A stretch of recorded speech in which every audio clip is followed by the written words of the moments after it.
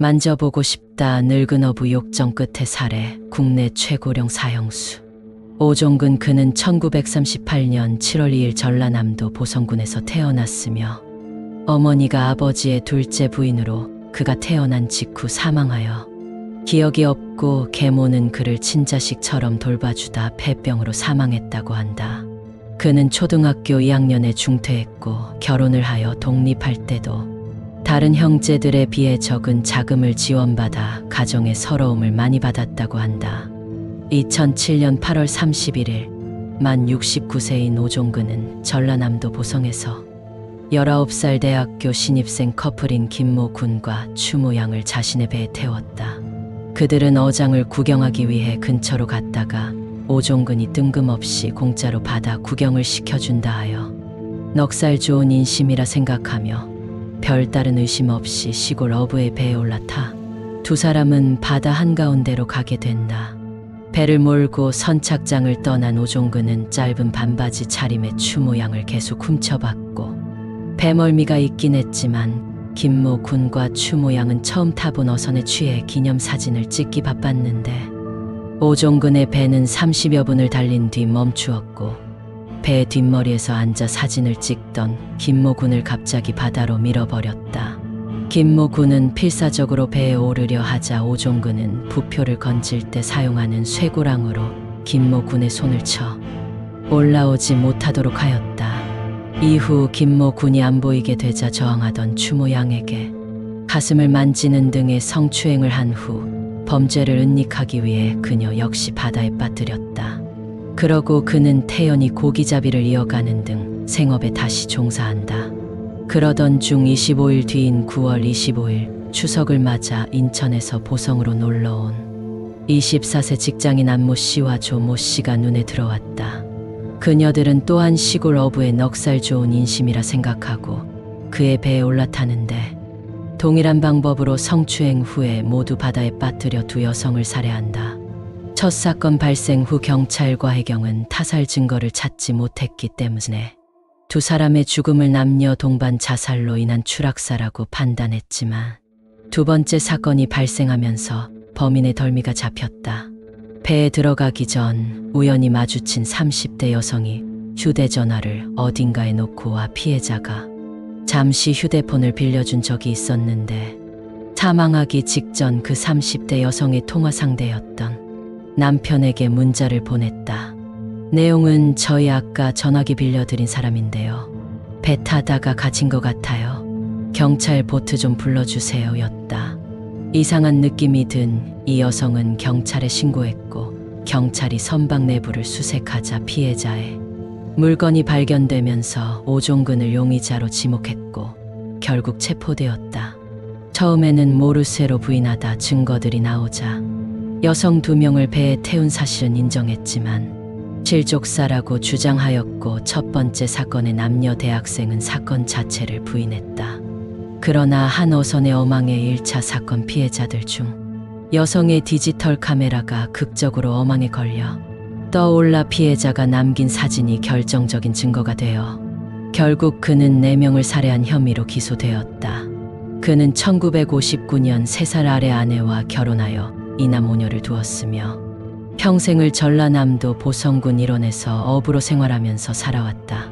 그는 아내와도 별다른 다툼 없이 지냈고 가정은 그럭저럭 화목했으며 오종근에 대한 이웃들 평가는 박하지 않았다. 주민들의 말에 따르면 빼빼 마르고 자그마해서 영감이 순하게 생겼는데 그 사람이 그랬다고 지금도 상상이 안 가요라는 말을 하기도 했다. 가족들은 보성군에 거주하는 딸 1명을 제외하고 모두 외지에서 살고 있는데 이 사건으로 인해 오종근의 장남은 수치심과 충격을 받고 괴로워하다가 사건 발생으로부터 1년 후인 2008년에 스스로 목숨을 끊었다고 한다. 이남 5녀의 자식들 중 유일하게 보성에 살던 딸은 언론이 찾아가자 아버지고 뭐고 그런 짓을 한 사람과 난 상관이 없다라고 하여 그는 가족에게도 완전히 버림받았다.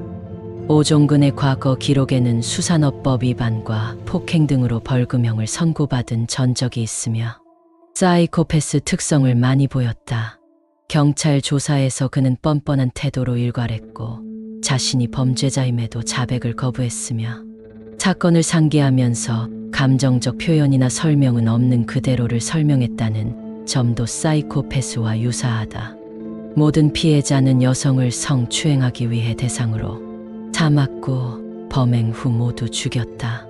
그는 또한 조사 과정에서 이렇게 힘없는 내가 어떻게 젊은이들을 해칠 수 있냐라고 장장 30여 분을 하소연하면서 당장이라도 쓰러져 죽을 것 같은 노인 코스프레를 시전하기도 했다. 이 영감은 끝끝내 자신의 잘못을 인정하지 않았고 오히려 내 배를 탄 피해자들 탓이다. 공짜로 얻어타려 한 저놈들. 잘못이다라고 철저하게 사이코패스다운 언동을 보였다. 영감의 범행 동기는 젊은 여성의 가슴을 만져보고 싶다는 욕망 때문이었으며 오종근은 오랫동안 어업에 종사했기에 흔들림이 심한 출렁이는 배에서 방심한 성인 남성을 가볍게 제압할 수 있었다고 한다. 1심 재판부에서 고령 범죄자지만 이례적으로 사형 선고를 받는다. 그러나 2심 선고가 2년여 걸린 이유는 그가 2심 소송 중이던 2008년 9월 사형제는 헌법 제10조 모든 국민은 인간으로서의 존엄과 가치를 지닌다에 위배되고 살인범의 생명도 소중하다며 위헌 소송을 냈기 때문이다. 이 판결은 헌법 위헌 법률 심판을 제청하기에 이르렀으며 이후 2009년 6월 11일 열린 공개 변론까지 거쳐 2010년 2월 5일 합헌과 위헌 54로 합헌 결정이 났다. 합헌 결정의 이유는 사형이 극악한 범죄에 대한 형벌로만 사용되는 이상 인간의 존엄과 가치가 침해되지 않는다는 것이었다. 항소심을 맡은 광주고등법원 역시 2010년 3월 오종근에게 사형을 선고했으며 두 번째 범행은 추행 목적으로 피해자들을 더 외진 선착장으로 유도하여 승선을 시킨 뒤 젊은 고귀한 생명을 앗아가 유족에게 형언할 수 없는 고통을 안기고도 태연히 생업에 종사하고 허무맹랑한 변명만 늘어놓아 더 큰 고통을 안기는 바이다라며 개전의 정의나 향후 건전하게 사회에 복귀할 수 있는 교화 가능성을 찾기 어렵다고 하였다. 대법원은 2010년 6월 사형 선고의 양형 기준이 아무리 엄격하다고 해도 사형제가 존치 않은 한범행에 상응하는, 즉 영원히 사회와 격리하는 극형 선고는 불가피하다고 하였다. 결국 2010년 6월 대법원 상고가 기각됨에 따라 사형이 확정되어 현재까지 수감 중이다. 그는 대한민국의 최고령 사형수로 현재 광주교도소 1번방에서 복역하고 있다. 2024년 기준으로 오종근 영감의 나이는 86세이다. 곧 깜빵에서 썩 다 죽어 세금이 절약될 것으로 보인다. 오종근에 대해 어떻게 생각하시는지 댓글로 부탁드리고 영상이 재밌으셨다면 구독과 좋아요도 부탁드립니다. 끝까지 시청해 주셔서 감사합니다.